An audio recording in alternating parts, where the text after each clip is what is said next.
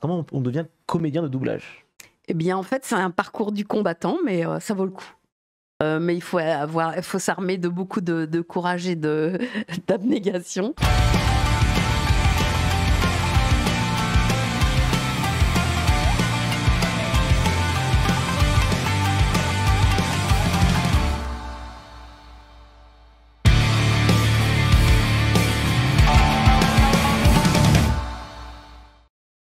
On est parti pour les questions-réponses. Vous pouvez poser toutes vos questions dans le chat, notamment pour Brigitte, tant qu'elle est là, profitez-en ce soir.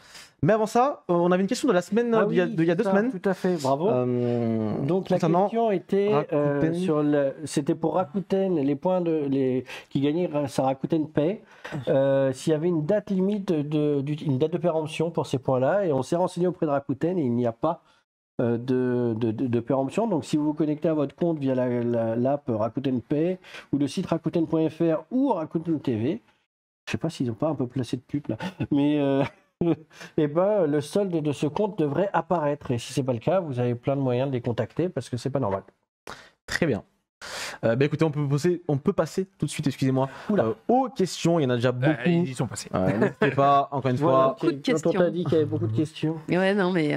Est-ce que Brigitte va aller à Japan Expo cette année? On n'en sait rien encore. Ah. Par contre, je vois une question. Alors, Brigitte, que vas-tu faire si tu y vas? Que vas-tu faire à Japan Expo? On en parlera peut-être un petit peu plus tard. Voilà. On vous tease un petit peu. Peut-être. Donc, gardez, parce que cette question, c'est sûr qu'elle allait être posée. Restez bien jusqu'à la fin de l'émission. Je pense qu'il y aura des petits trucs qu'on vous dira. La première question, c'est est-ce que c'est un emploi seulement sur 4 jours? Moi, j'ai. Et la réponse est il y a des emplois effectivement sur 4 jours, mais c'est plutôt 5 parce qu'il y a généralement une demi-journée de briefing avant. Et il y a aussi des emplois qui peuvent durer pendant plusieurs mois. C'est-à-dire qu'on cherche actuellement des gens pour aller jusqu'à la fin du mois de juillet avec nous. Voilà. Ok. Je vois Kibarien dans le chat qui demande des nouvelles de l'application. Je donnerai tout pour gagner ma place pour une dédicace de Brigitte Lecordier. Alors, elle a été mise à jour. L'application a été mise à jour, donc maintenant c'est l'application 2023. Mais pour rappel, les dédicaces, vous pouvez tenter de gagner une dédicace de Brigitte si elle vient à Japan Expo cet été. Si. Qu'une fois que vous êtes rentré dans le festival. C'est-à-dire que pouvoir jouer aux dédicaces, ce n'est possible que si votre billet d'entrée a été scanné, validé. Parce qu'effectivement, on veut éviter les gens qui gagneraient une dédicace, mais ils ne viennent jamais à Japan Expo. Et donc là, le but du jeu, c'est que les dédicaces sont réservées aux gens qui sont présents, qui sont rentrés. Donc, elle est à jour. Désormais, c'est toutes les news de 2023, toutes les infos de 2023, tout est 2023. Tout est 2023. La meilleure question. Sera-t-il possible d'avoir Masako Nozawa? C'est devenu compliqué. Il y a quelqu'un de ta famille dans le groupe? Même pas. Tu as posté un bot? C'est la question que je pose depuis quoi, 10 ans, 20 ans? Oui. Mais maintenant, c'est un peu compliqué. Quoi. Un peu difficile. Ouais. Elle est vraiment extrêmement occupée, c'est sûr. Elle est extrêmement choyée au Japon. Ouais, je comprends. Les Japonais sont pas toujours très. Faudra que j'aille là-bas. Les gens de sa génération sont encore moins. Si tu vas là-bas, bah oui, tu fais un reportage. En fait, la prochaine fois où vous y allez, on y va ensemble et on fait un reportage. Et on va voir Masako. Et on fait un Twitch là-bas. Et on fait un Twitch là-bas. Eh ben écoute, d'accord. Ça s'étudie. Ok. Ça, ok. On fait ça. Et on fait. Ouais, on fait. Hein? Jean-François. Ah, c'est Jean-François. Vous inquiétez pas, on va réparer ça tout de suite. Je te prête le mien. Non, mais j'en ai un autre au pied. Brigitte, est-ce que en ce moment tu as des projets en cours? Tu tapes sur quoi? Est-ce que des choses dont tu peux parler ou des choses qui sont sorties récemment? En fait, oui, j'ai plein de projets, mais malheureusement, je peux pas vraiment trop en parler. Mais j'ai beaucoup de projets. Ce qui est sorti récemment, peut-être, sur lequel on peut se alors, en ce moment, ce qui est important, c'est ma chaîne YouTube. Je vais mettre une vidéo demain sur comment on fait un podcast à France Inter, parce que j'ai une super émission à France Inter qui s'appelle Bestiole. Si vous ne connaissez pas et si vous avez des enfants, c'est génial. Non pas parce que c'est moi qui fais les bestioles, mais parce que l'émission est géniale. C'est Ma fille adore. Ah ouais, mais c'est en accord avec le Muséum d'Histoire Naturelle et France Inter. Et je prends un plaisir inouï à jouer toutes ces petites bestioles. La question est comment, quand on est une bestiole, on peut survivre dans la nature. C'est sur l'écologie, c'est sur notre planète et c'est vachement bien. C'est un beau... Et du coup, ben voilà, j'ai fait cette vidéo-là. Et puis sur TikTok, il va y avoir... Oh, je peux l'annoncer, je pense. C'est bientôt le Goku Day. Oui, effectivement. Alors, je pense que je vais essayer de... Ah c'est le Goku Day, donc pour le Goku Day, on est obligé de parler de Dragon Ball. Et pour parler de Dragon Ball, j'ai trouvé des petites pastilles sur TikTok. Donc venez à partir du 9 mai sur mon TikTok et vous aurez des petites surprises. On va relayer ça avec grand plaisir. Ah ouais, avec plaisir. Voilà, et puis plein d'autres projets, mais voilà, à plus long terme. Peut-être des projets avec Japan Expo, mais j'en sais rien. Il faudra demander à Thomas tout à l'heure. Voilà. Alors, tant que tu parles de tes réseaux sociaux, je vois une question de Samus Replay qui demande, parce que là nous sommes sur Twitch actuellement, est-ce que tu comptes revenir sur Twitch ? Alors je rêve de revenir sur Twitch, sauf que en fait je fais partie, vous savez, des petits Gaulois qui sont au bout de la France là comme ça. Et en fait, j'habite à Paris, mais mon pâté de maison a été coupé depuis 2 ans d'Internet. Elle cherche donc... Et donc, je ne peux pas faire de Twitch dans de bonnes conditions parce qu'on est coupé sans arrêt. J'ai une vieille ADSL qui ne marche pas.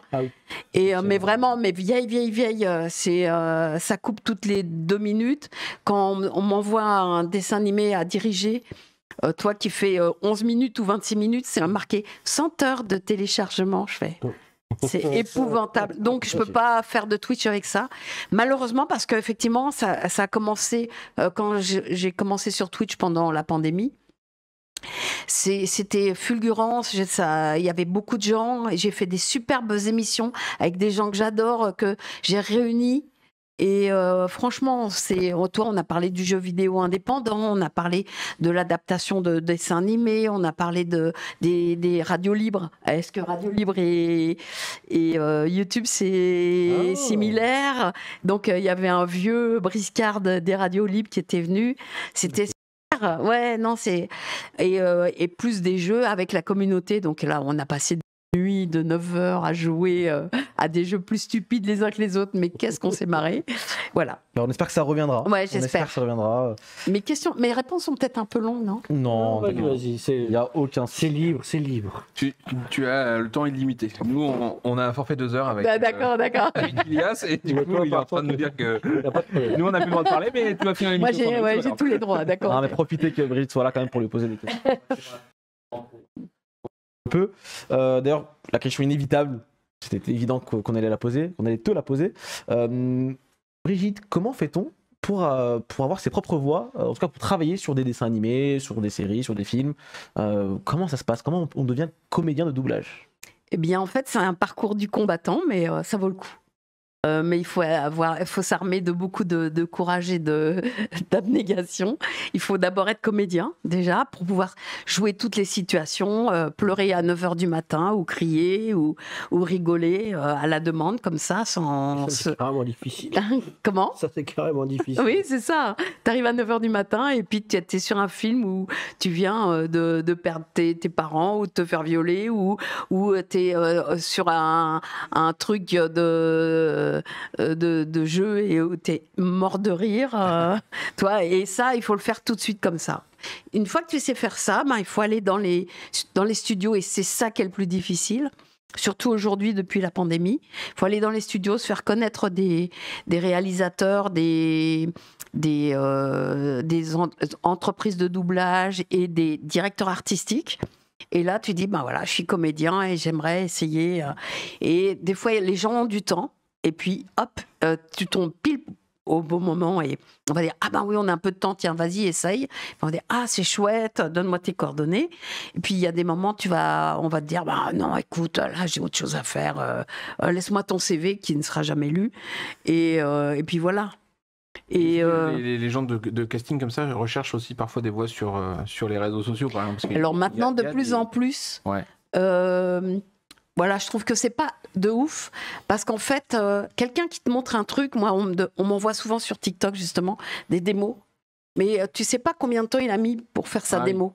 Et donc, après, tu le prends en studio. Ça m'est arrivé, moi, de donner la chance à des gens. Voilà, c'est ça. Et en fait, tu te rends compte que le type, il encaisse pas de mots, quoi. Ouais, c'est ça. Et où... c'est des gens qui reprennent des scènes qui ont déjà été jouées. Sauf que nous, on joue pas une scène qui a déjà été jouée. On nous demande de la jouer. Ouais. Donc, il faut ton inventivité, ton caractère, se mettre dans le caractère d'un autre personnage et puis lui apporter un petit peu de toi-même et un peu de lui-même. Toi, si le mec, il a pas de dents, tu ne peux pas parler de la même façon que... Non, mais tu vois, il y a plein de choses. Tu vois, des fois, c'est difficile. J'adorais te voir dans la voix de Pinocchio de Blackjack. Comme ça. Ah bah oui, c'est super. C'est pas possible qu'une fête. C'est difficile. C'est fait de l'archiduchesse. Sur ta chasse. Mais Blackjack, je t'aime. Allez, question suivante. Oui. Sassori qui demande coucou Brigitte, quel a été ton plus gros fou rire pendant un doublage? Alors, je ne sais pas. Peut-être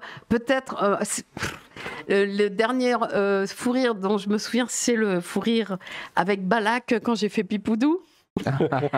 Parce que c'était tellement incongru ce qu'on était en train de faire et ce qu'on était en train de dire que c'est génial, quoi. Mais après, je pense qu'on a eu plein de fous rires parce que c'est un métier sérieux. Hein. C'est un métier où on se marre pas tous les jours et il faut quand même être efficace. On a 7 heures de studio, hein, c'est hyper fatigant. Il faut avoir une pêche d'enfer. Hein. Voilà. Mais on se marre. Vous êtes là, monsieur? Il faudrait leur poser des questions à eux aussi. Il y a quelques questions pour vous, mais je vous ai piqué là. Non, mais c'est bien. Vous êtes jaloux? Vous êtes jaloux? Non, t'es là pour ça. Non, mais c'est bon. C'était juste le temps qu'on répare le micro et tout. Voilà. Tac. Pour vous, messieurs, avez-vous des premières infos sur les goodies Biesen de 2023? Ah oui. Fou. On n'a pas déjà annoncé Il y a 2 émissions, je dirais. Pour récapituler, peut-être qu'il n'a pas regardé. Ouais, alors pour les Zen Plus Confort, il y a notamment une très belle gourde qui va être. Tu parles de moi? Non.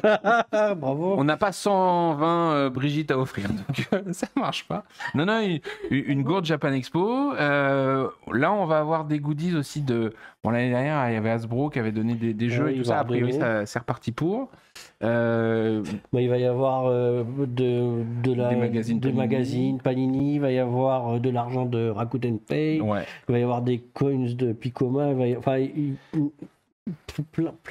plein de cadeaux partenaires, que des trucs assez fous. Donc ça devrait faire plaisir à tous ceux qui vont les recevoir parce qu'on leur a dit par contre, faut du bon. Et puisqu'on est dans le billet Zen, je vois la question là. Je n'ai jamais reçu mon billet Zen, comment faire pour qu'il me soit envoyé? Alors, pour ceux qui habitent en France métropolitaine, on a envoyé les badges à tout le monde. Si vous n'avez pas pu le récupérer parce que la poste ou vous n'étiez pas disponible ou je ne sais quoi, il nous est revenu. À partir de là, il sera disponible et il vous attendra au guichet sur place. On ne fait pas de renvoi parce que si c'est pour le renvoyer et qu'il nous revienne à chaque fois, on va tous perdre du temps et de l'argent. Donc, si malheureusement vous ne l'avez pas récupéré, il sera disponible sur place au comptoir des billets Zen à l'entrée dans le hall 7. Voilà. Très bien. Est-ce qu'il y aura un stand Sega? Est-ce qu'il y aura un stand Square Enix? Pour l'instant, on n'a pas d'infos à donner. Combien de temps s'écoule entre la première prise de contact d'un invité et la signature du contrat? Effectivement, ça dépend beaucoup des invités, puisque de quelques jours. Sur quelques heures, tu veux dire? Sur certains invités, ça peut être en semaine. Et sur les plus longs, ça a été, que ce soit les Clamp ou des gens comme Ojo, Nagai, etc. Généralement, c'est 2 ans. Voilà. Ah ouais, 2 ans carrément. 2 ans, et il faut compter, sur les 2 ans, il faut compter facilement 12 à 18 mois de discussion avant d'arriver à avoir le contrat, quoi, en fait. Voilà. Ok. Vous avez une idée un petit peu de... Quel est le pourcentage des billets vendus pour le moment en 2023? Pour l'instant, il en reste plein. On est en avance. On est en avance parce qu'on est selon les jours, entre 10 et 20% de billets vendus en plus par rapport à la même date l'année dernière. Okay. Donc, si vous hésitez, comme l'année dernière, on était sold out du vendredi, il y a des chances que cette année, le vendredi soit sold out, mais il y a intérêt. Un peu plus tôt que l'année dernière, donc faut pas trop traîner à acheter. Mais par contre, c'est les billets Zen, on en a déjà parlé à la dernière émission, mais on arrive au bout là. Donc, et là, il en reste une 50aine sur les 2000, donc voilà. Et c'est beaucoup plus tôt? Oui, parce qu'année dernière. Donc méfiez-vous, quoi. C'est pour ça qu'on vous dit ça, nous, après. Ok, très bien. Camille Scorpio qui demande, compte tenu de l'espace à Villepinte, et en vrai il y a de l'espace, avez-vous un quota d'invités par thématique ou par genre? Est-ce qu'il y a un quota de mangaka, quota d'animateurs, quota de chanteurs? C'est pas des quotas parce que ce serait un peu trop mathématique. Ça dépend des années, il y a des tendances. Puis après, on essaye d'avoir un peu de tout pour un peu tout le monde, en fait. C'est d'essayer d'intéresser les gens de notre génération, les gens des jeunes générations, les gens qui aiment le manga, les gens qui aiment la musique, les gens qui aiment la culture traditionnelle. On essaye vraiment de couvrir tous les sujets et d'avoir des choses intéressantes à présenter dans tous les thèmes qu'on aborde. Mais je pense pas qu'il y a un quota, ça dépend vraiment des opportunités. Ouais, après, le quota, il vient plus aussi du temps de scène. C'est-à-dire que quand un invité vient, il a besoin d'avoir du temps pour faire une conférence, pour faire des dédicaces. Et actuellement, on est quasiment plein partout. Donc, on a essayé justement de préserver en disant qu'il ne faut pas qu'il y ait que des gens autour du jeu vidéo, de l'animation, du manga. Il faut qu'on laisse de la place à la musique, il faut qu'on laisse de la place à telle thématique, etc. Donc, c'est en amont que c'est travaillé, mais pas de quota. On voit un petit peu en fonction de ce qu'on nous propose. Là, on n'a pas encore annoncé beaucoup de groupes de musique parce que c'est des gens avec qui les contrats prennent parfois un peu plus de temps. Mais la scène Tsubame est pleine, par exemple. Et du coup, tu as répondu à la question qui vient d'être posée, c'est pas mal. On n'a pas de partenariat avec Pokémon Go en cours. Par contre, je pensais que c'était arrêté, donc du coup, je vais quand même... non, en fait, la réponse de Pokémon Go, ça avait été assez simple, c'est on l'a fait avec vous en 2018, donc on va tourner chez d'autres. Donc, sauf si vous avez un exemple d'endroit où il l'aurait fait plusieurs années de suite, auquel cas je me ferais un plaisir de le signifier aux gens de Niantic. Mais Niantic a pour politique de dire on l'a fait une fois, en fait. on va le faire ailleurs parce qu'il y a quand même encore un certain succès et effectivement ils essayent de ne pas aller deux fois au même endroit. Ok, très bien. J'ai eu une question pour vous messieurs également. Après tant d'années d'organisation, quel est votre rêve réalisable quand même pour une prochaine Japan Expo, peut-être que ce soit un invité, que ce soit autre chose, quelque chose que vous n'avez jamais fait, qui vous tient à cœur? Alors en dehors d'avoir Ed le Fou en invité, Brigitte, c'est dur. Brigitte aussi, ouais. Non, on en a deux noms qu'on cite régulièrement, Toriyama et Inoue. C'est ça. Alors, on a dit réalisable. Toriyama, vous mettez dans la même loge. Ultra réalisable, mais c'est réalisable. Il y a un faible pourcentage. Mais le jour où on ira, voilà, on va faire la tournée. C'est un argument qu'on n'a jamais essayé. Mais enfin, voyons, Akira, il y a Brigitte. Il y a Brigitte. Ah ouais, mais je veux absolument le rencontrer. Nous aussi. Toriyama, c'est pas irréalisable. Parce que une occasion pourrait faire que tout d'un coup, il décide à venir en France parce que tu dis à Brigitte. Voilà. Je sais pas si c'est un argument. C'est pas comme certains auteurs où on sait que, par exemple, Kurumada, il déteste prendre l'avion et c'est impossible de le faire changer d'avis. Michi Uemeno, la complice de Shigaraki dont on parlait, elle est très renfermée sur elle-même, elle aime pas prendre l'avion, etc. Donc voilà. On peut essayer le train peut-être. Mais c'est pas irréaliste. C'est juste à un moment donné, il faudra les convaincre.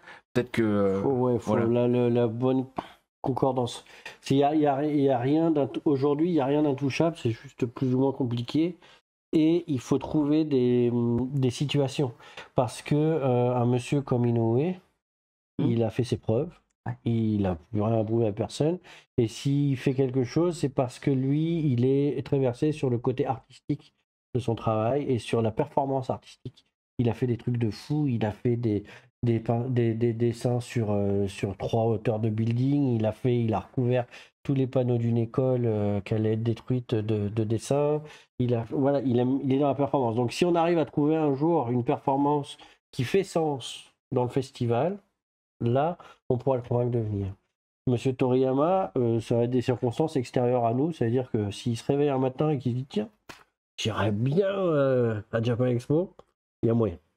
On va croiser les doigts alors. On va croiser les doigts. J'adorerais alors là. Mais voilà. On fait tout pour créer ces moments-là aussi. Ça veut dire que derrière, il y a tout un travail de notre part, de fond, de connexion, d'interconnexion. Tu prêtes ma loge. Ça marche. On va lui dire ça. Et après, oui, Miyazaki est une bonne option, mais c'est vrai que Inoue et Toriyama, par exemple, on les a jamais rencontrés, alors que Miyazaki, Takahata, on a eu la chance de les croiser, même si c'était pas chez nous. Et du coup, c'est vrai que c'est... voilà. Puis bon, Ilias, tu connais ma passion pour Slam Dunk, donc forcément, voilà. Et pas que, parce que effectivement, Inoue, c'est quand même quelqu'un qui, dans l'histoire du manga, a amené quelque chose. Toriyama, c'est pareil, c'est vraiment quelqu'un qui a internationalisé énormément le manga. Ils ont marqué. Miyazaki, c'est dans l'animation, c'est encore autre chose. C'est un tellement grand monsieur que effectivement, mais on l'a eu déjà en France à plusieurs reprises dans d'autres événements. Alors que là, moi, je parlais vraiment de gens qu'on n'a jamais eu l'occasion de voir sur le sol français. Effectivement. Et pour conclure, du coup, les questions-réponses de cette semaine, c'est la question qui a été peut-être même le plus posée. Brigitte, est-ce que tu vas venir à Japan Expo cette année?